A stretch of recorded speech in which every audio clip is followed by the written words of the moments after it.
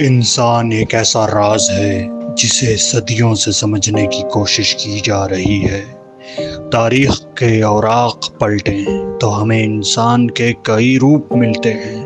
کوئی فاتح، کوئی عاشق، کوئی عالم، کوئی ظالم، کوئی مظلوم ہے۔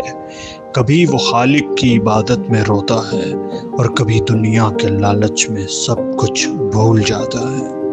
ایک طرف حضرت عمر فاروق ایک ایسا روپ ہیں جو عدل کا پیکر بن گئے، اور اسی طرف صلاح الدین ایوبی ایک ایسا روپ جو دشمن کے ساتھ بھی رحم و کرم سے پیش آئے۔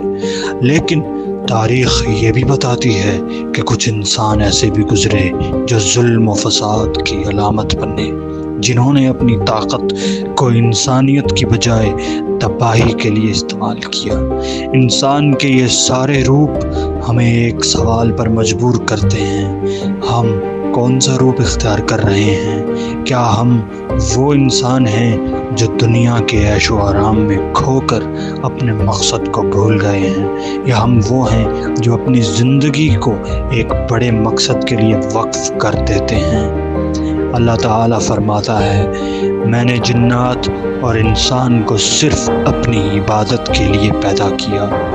یاد رکھیں، دنیا کے ہر روپ کی ایک میعاد ہے۔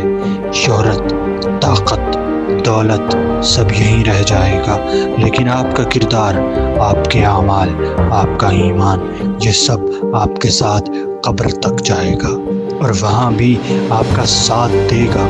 تاریخ میں وہی لوگ زندہ ہیں جنہوں نے دنیا میں بھی فائدہ دیا اور آخرت کے لیے بھی زاد راہ جمع کیا۔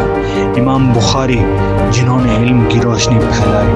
عبدالستار عیدی، جنہوں نے انسانیت کی خدمت کو اپنا مشن بنایا۔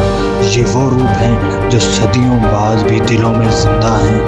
آج فیصلہ آپ کے ہاتھ میں ہے۔ آپ کون سا روپ اختیار کریں گے؟ وہ جو وقتی فائدہ دے کر ہمیشہ کے نقصان کا باعث بنے، یا وہ جو دنیا کو بھی روشن کرے اور آخرت میں بھی آپ کا ساتھ دے؟ یاد رکھیں، اصل کامیابی وہ ہے جو دنیا اور آخرت دونوں میں ہو۔ تو وہ روپ بنے جو آپ کے رب کو پسند ہو۔